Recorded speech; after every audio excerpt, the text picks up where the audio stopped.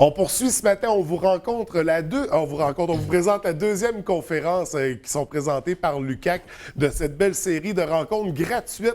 Il s'agit de la conférence Les transistors sont éternels. On est en compagnie du professeur Paul Bédard, responsable de l'unité d'enseignement en sciences de la Terre.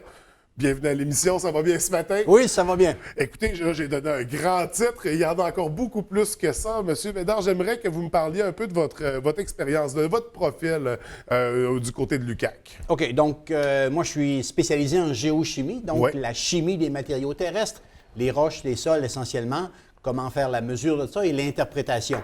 Donc, s'il y a plus de plomb, de cuivre ou encore des métaux précieux ou encore des éléments problématiques, par exemple, pour l'environnement. Ouais. Donc, comment le quantifier et l'interprétation de ces données-là. OK. En termes d'enseignement, j'enseigne deux cours. Donc, un qui est la minéralogie, donc comment décrire l'unité de base qui compose les roches et les sols. Ensuite, je donne aussi un cours de géostatistique, donc statistique appliquée au domaine spatial. J'ai des cours de maîtrise aussi là, en technique d'analyse. OK. Donc, ça touche toujours le côté géo, disons. Oui, donc, oui. un aspect très intéressant. Quand on parle responsable de l'unité d'enseignement des sciences de la Terre, sciences de la Terre, bon, on est dans géologie, tous ces exact. aspects-là. Est-ce que ça regroupe d'autres sciences également?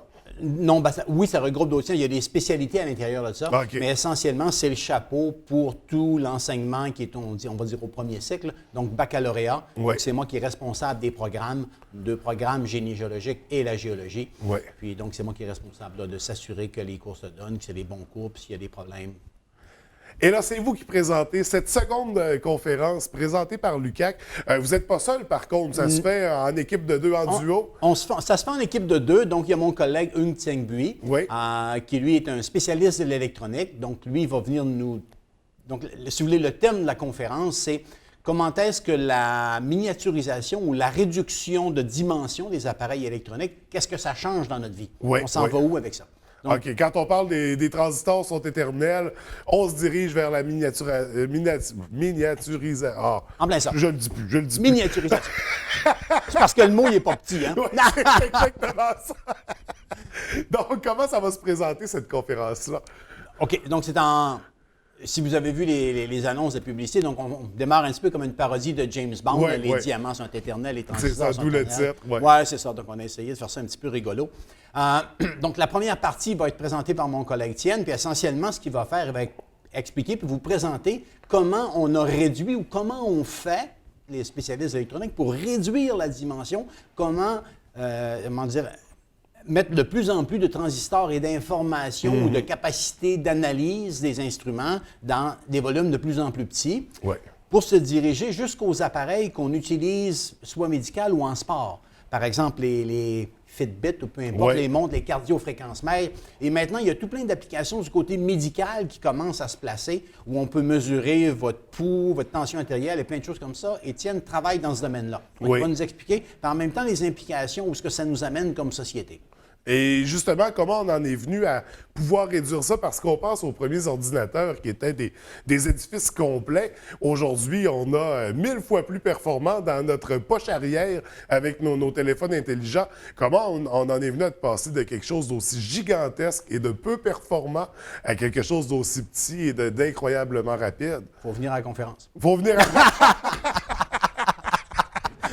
Vous me sortez Faut de pas moi! vendre les poches, ouais.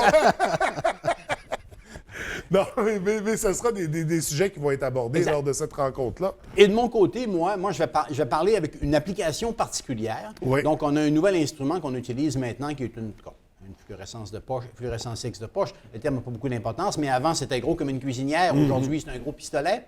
Et ça change complètement la façon dont on peut regarder les données géologiques. Donc, anciennement, si vous voulez, l'hypothèse qu'on pose, c'est qu'anciennement, on avait un appareil très gros, Oui. donc c'était long de faire des mesures, mais on avait une mesure de très grande qualité. C'est sûr que l'appareil tout petit ne produit pas un résultat d'aussi grande qualité que le grand, mais là, on peut augmenter la quantité de mesures très rapidement.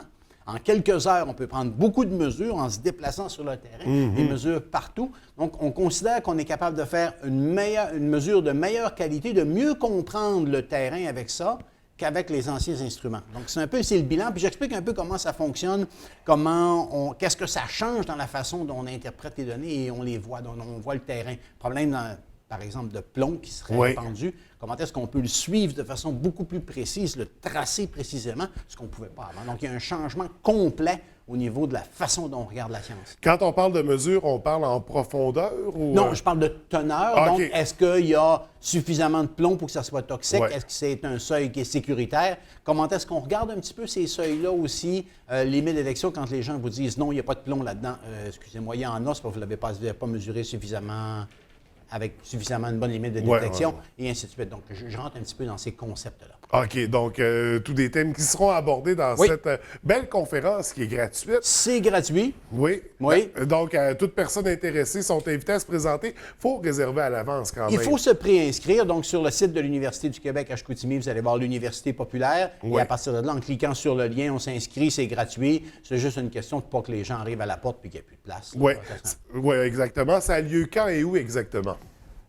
si je me souviens bien, le 25 mai, si je me souviens bien, c'est au camp musical au Lac-Saint-Jean. Oui, oui, exactement. Oui, 25 mai, ça me sonne une cloche. Je crois qu'on a la bonne date. 25 mai, donc on va par le site ou on téléphone à l'UQAC directement pour pouvoir s'inscrire, adhérer à ces belles conférences-là. C'est la deuxième, c'est la dernière de la série également. C'est pour cette année, oui. Oui, pour cette année, on le précise parce que ça sera certainement de retour. Et il y a un petit élément également, il y a un animateur pour l'occasion Oui, oui. qui sera avec vous. Il s'agit d'Éric Chalifour qui va venir dynamiser tout ça finalement parce qu'on est toujours dans le concept un peu à la James Bond. Oui, oui, c'est ça. Donc, si vous voulez, c'est lui qui va faire le démarrage pour qu'on ait OK. quelque chose là, qui est un peu en parodie, là, pour que ça soit, je pense, amusant.